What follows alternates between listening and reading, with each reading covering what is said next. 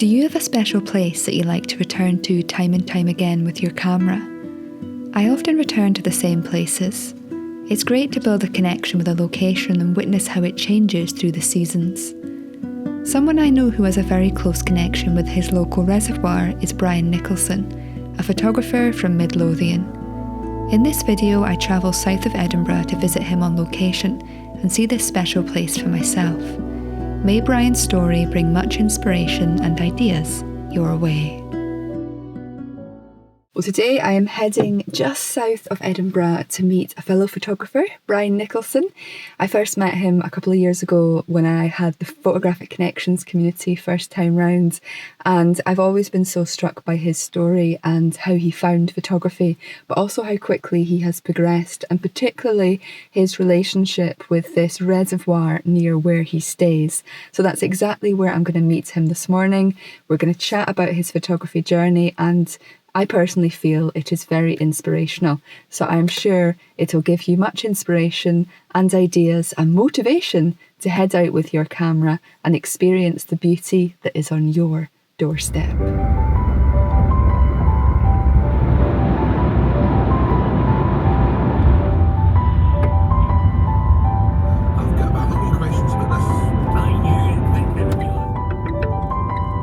Your destination is on the left. Hi Kim, lovely to see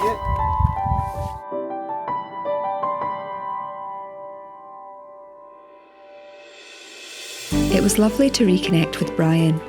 After a cup of tea in his van, we walked down to the reservoir, where he was inspired to get straight into photography. But before I share the images he made, let's listen to his story and how we came to be here today. So Brian, we first met about 2 years ago now when I had the Photographic Connections community, and I remember you spoke all the time about this place and your connection with it and how much it meant to you. And just because I've heard you speaking about it so much, I've been wanting to come down and actually physically see this place for myself and spend some time with you here. And finally, we've got round to doing that. So thank you for agreeing to meet with me today and do this. But the reason I thought it would be great as well is to share your story of what this place means to you, because I know it means a lot to you and it really helps you a lot in life as well as of course being great inspiration for your photography. So I wondered if you could start by sharing your connection with this place and how specifically through photography you're able to connect with it.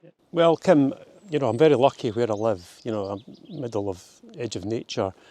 I found this place primarily in lockdown because of the problems it brought, and being a keen outdoor person, cycling, hiking, being stuck at home was difficult for me. So I decided in lockdown, with the restrictions it brought, that I could come to this beautiful place and just to be able to free my mind of the problems that lockdown brought. And at that time I had, through a friend, had discovered photography, and I thought, what a beautiful place to come to have that freedom in my mind, but also be creative, something I've not done in my life, and using photography to create the memories or moments of things. Primarily, I was here in the morning before I started work, and in the evenings. So that was the draw to come to this beautiful location. And what do you think it is about this place that speaks to you so much? Because the fact that you keep getting drawn back time and time again, I just get that sense that there's something really quite deeply profound about this place in terms of how it makes you feel. It just gives me, it's my sanctuary. There's not many people here and I can breathe, and you've educated me, to slow down, but not literally, but in my mind. That's what I loved about going up to your thing at McCarthy Farm. It gave me, I stopped work. I was very fortunate to stop work a couple of years ago, and it was learn how to slow down. So coming here has allowed me to, just really tune in to the beauty of this place. When I first started, it was all about the light that we get here. We get beautiful sunrises. It rises over the Moorfoot Hills and brings the beautiful reflected light onto the water. It can be calm, you get sometimes mist, you get the ducks, the sound of the morning birds. In the evenings you get the sunsets, and that's what I've done for the first couple of years here during the lockdown. But I've now got a deeper connection with it because we've got some wonderful woodlands that surround here with silver birch. There's a whole variety of native species, and some of the, working with yourself and photographic connections, the spotting the little things in nature. We've got fungi here, we've got fallen leaves. It's a mindless inspiration of being creative. Even looking at now, look at the ripples on the water. With the reflection of the tree. I just come here and I can spend hours here, Kim. I've got trees that I sit under and have my lunch. I think what I found incredible today was I had to drive down from near Perth, so I had to go through the Edinburgh bypass and all the motorway and all that. And 1 minute I was in amongst all this traffic, and literally 5 minutes outside of Edinburgh, it started to get really quiet. And then another 10 minutes, 10, 15 minutes, and I was here. And I remember the moment I opened the door, it was just like you could hear nothing. There was absolutely nothing apart from some bird song. And I just think it's so incredible that we're so near the city, but yet, like you said, this is like a sanctuary. It's incredible. It is, yeah, and we're very lucky here. There's not many people come here. There's people come here walking, and we get occasional maybe swimmer, but the noise is quiet. It's quiet noise. It's either people enjoying themselves or listening to the birds this morning. We're here, whatever the time is, 9, 10 o'clock, and it's just us and nature, and it's like this all the time. I've been here thousands of hours, I guess, and I've rarely seen a single person during the times I'm here. We've got cattle, we've got sheep, but it is just lovely, it's and I've now moved away more from the sort of typical sunrise sunset. This location, I now envelop myself into these beautiful woodlands. There's characters and trees, we're in the transient time of the seasons just now, there's a lot of silver birch that are going through that process, and it's almost like I feel I'm telling the story of the woodland around here through my photography now. And just learning all the time. Learning how to express myself than just a photograph. Yes, I love that, express yourself. And it's interesting you mentioned there, because I remember the first images I saw that you'd made here were of the reservoir itself, very much landscape images, like you say, mostly sunrises. And then I remember suddenly one day you were here, but you'd showed me images of trees and of fallen leaves and little things you'd seen on the ground, and I was almost like, wow, that's the same place. And you can see here you've got the trees and the reservoir, but it's just so interesting how you changed from landscape to more the smaller elements, and you're able to see more things within that. Do you think it was spending more time here and getting to know it that changed your kind of perception to look at these things, or was it something else? I think it was a combination of many things, because you become inquisitive and curious. I'm at a reservoir, it's beautiful as it is, and you get a lot of beauty here, but nature's wonderful in all shapes and forms, and with these woodlands here at the back of us, we've got a lot of Scots pine on the edge of the reservoir, but deeper into it we've got just silver birch heaven, really. We don't have to go away up to the popular areas in Scotland to see some beautiful silver birch. I've got them on my doorstep. But again, it was all to do with, certainly your influence, the 2 trips I had at McCarthy Farm, where you told us to set us little themes to photograph the little things, where it's blades of grass, and it was great. I loved that, and that was very valuable to me, because it was a way that I developed my own person and what I would see. And there's other photographers that I follow that are clear inspirations for me in that field as well, with woodland and the little intimate scenes in nature. And I think it's a curiosity. It's I know you speak about it a lot, but when you find a beautiful scene, the excitement I get, it's like being that kid again. See this grass growing up, but look at it, just... speaking about being a little kid. You know, you try and speak to people about it, and some people do and don't get it. But I just love it because if you take time to sit and really appreciate, and you know, and the things you've taught me, your 5 senses of activation, shut your eyes, and that's powerful because, you know, you hear, you feel, you smell. Yeah, I practice that quite a lot now. I just love it. And there's, you know, as many photographers say, there are images everywhere. It's the time that you need to take to slow down to see them. Brian's ability to spot photographs started as soon as we got onto location. It was insightful to hear what he was drawn to and why. So what have you found to photograph? Well, this on the reservoir here, they've got these reeds, or I think it's probably reeds, I'm not entirely sure, but the way that they're just poking through, and they've got that beautiful, nice luminance from the sky above. You know, we've got nice diffused light because the sun's behind the clouds, and you know, it's not cam flat, but you're just getting, I don't know, I think it's just a nice photograph with and you can see you've got the nice texture of the ripples in the water, which I like.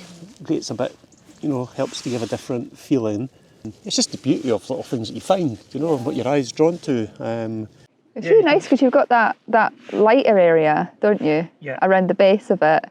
And then you've got that movement behind it. And then these tiny little ripples. Well, that's it. It's really good. interesting. And it's almost, you know, it just creates a nice, you know, the texture behind it just helps even isolate them even more.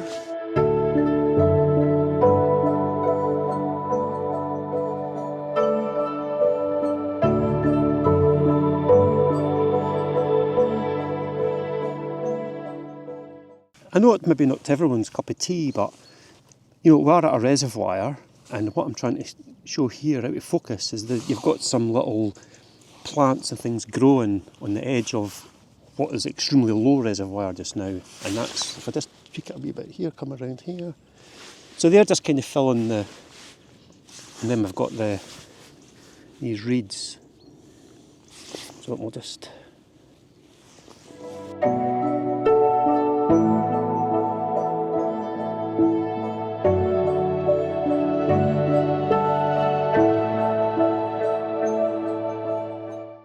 After seeing Brian's take on the reservoir, I was looking forward to seeing what the woodland had to offer, and I was certainly not disappointed.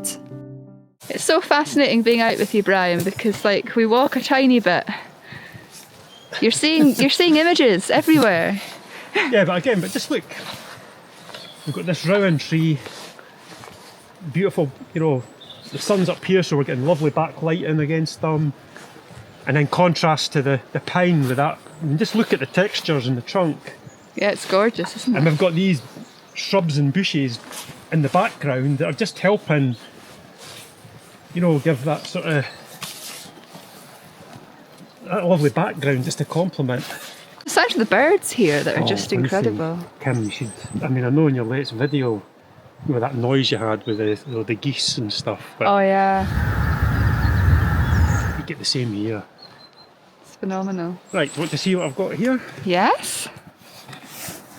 Oh, Brian, that's amazing. So you can see what I was talking about earlier, how we've got the contrast with the light hitting these leaves, but you've got that, you know, just that background, you know, and even if we come down a bit, yeah, you've got the greens, or the reeds as well. So yeah, just, that's quite nice actually. Lovely.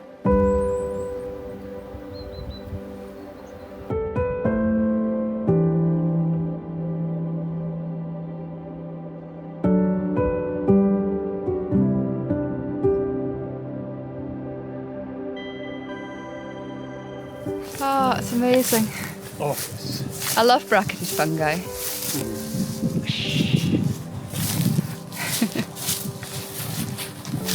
look at that, you know, I mean, it's,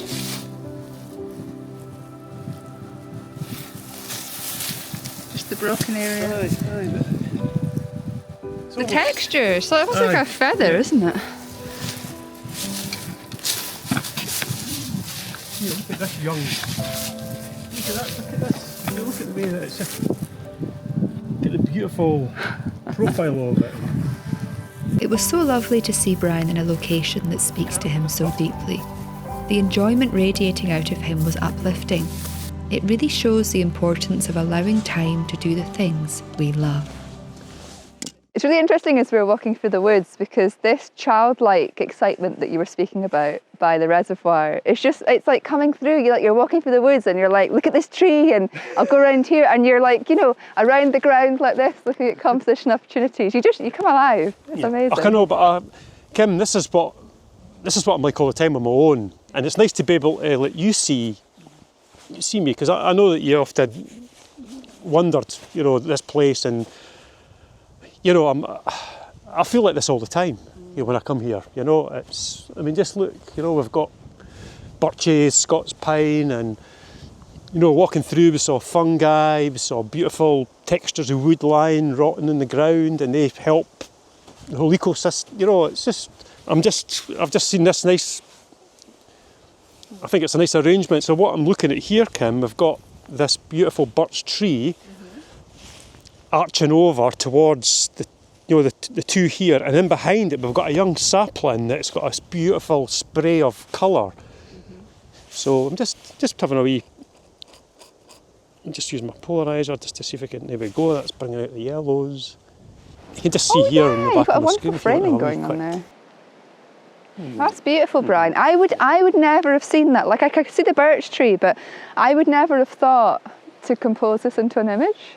And this is, I think, one of the really interesting things when you're out with other photographers, because we all will see different things. Yeah. Like when we're walking here, there's a couple of trees that I picked out, and a couple of lone trees, and the birch trees behind us are just incredible. I would never in a million years have thought about photographing this. Even as I'm looking at it just now, to me it doesn't look like an image, but I look at the back of your camera and it's clearly an image. Yeah, but that, the thing is, that's the beauty of this place. I mean, I've spent, like I said before, a long time here, but there's different scenes and different photographs at all different times. And you walk through the woodland one direction, one angle, another, you see things differently. Light can, like we all know, can make a huge difference. We don't have light here, but I think sometimes in woodlands it's nice not to have direct sunlight because it comes too harsh and contrast and looking. But yeah, well, I really like it. Quite pleased with that.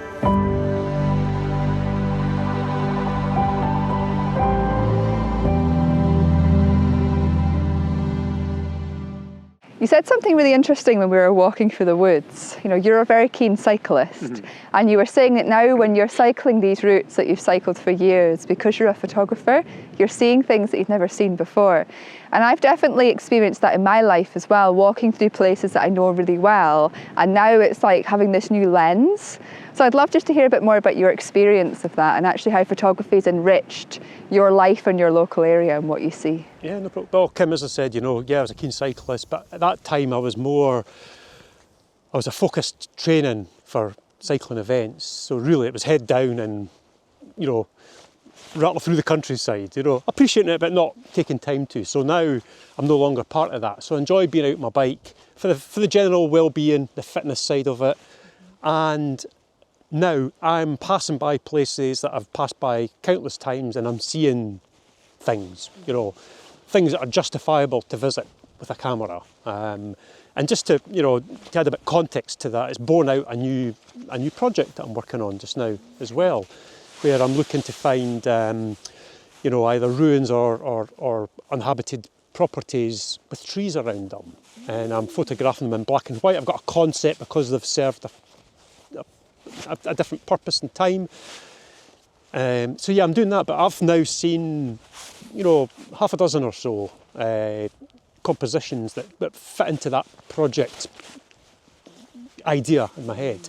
And it's, I'm out on my bike and I've seen lovely trees, and I stop, I take a quick photograph on my phone to remember the location. And then just as we're speaking, actually another one's come to my mind. I mean, there's a lovely village in the Borders called Broughton, and the most magnificent ash tree in a field. I've been there a couple of times already, so and I'm just seeing it on my bike now, whereas before I would just zipped past it. So yeah, there's lots of, and that's another great way to be out in nature. I think whether it's walking, jogging, cycling, whatever. You know, if you're like me, and I know you do it as well, you're switched on all the time, you know, and I think it's just a wonderful experience to, you know, you get home and look at the photos on your phone, you think, oh gosh, that would be a nice place to revisit.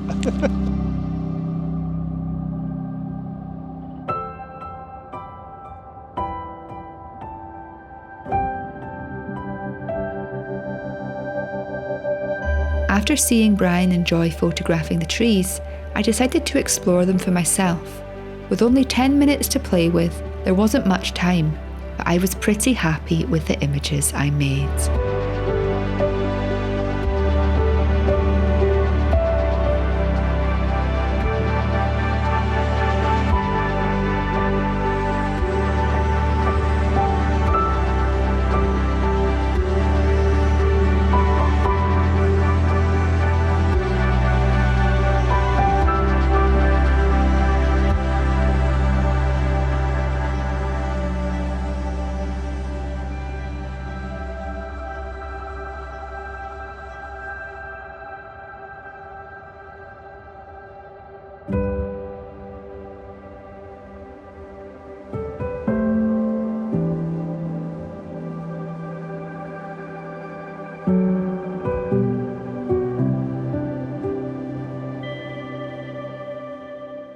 Well, Brian, I've had a fantastic morning. Good, so have I. It's amazing. I mean, after hearing you speak about this place for 2 years, it's just been so lovely to actually come down here, make that decision to drive down, spend some time down here and actually see it in person. I mean, yeah, I definitely want to come back. I can see how you can come back here day and day and day and see something new. It's incredible. No, it's been a pleasure, Kim. You know how much this place means to me. I've explained that, scratched the surface today, but you've, you know, through photographic connections, and you know, you've seen, you know, things that I've shared with you. But you know, for me, it's important that you've come down because, like I said, you know, I've learned a lot from you, and this is where I'm putting it into practice. You know, and it's helping me get a deeper connection.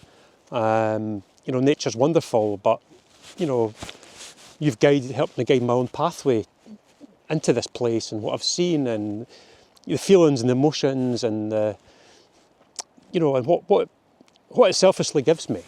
You know, that's what it's all about. It's lovely.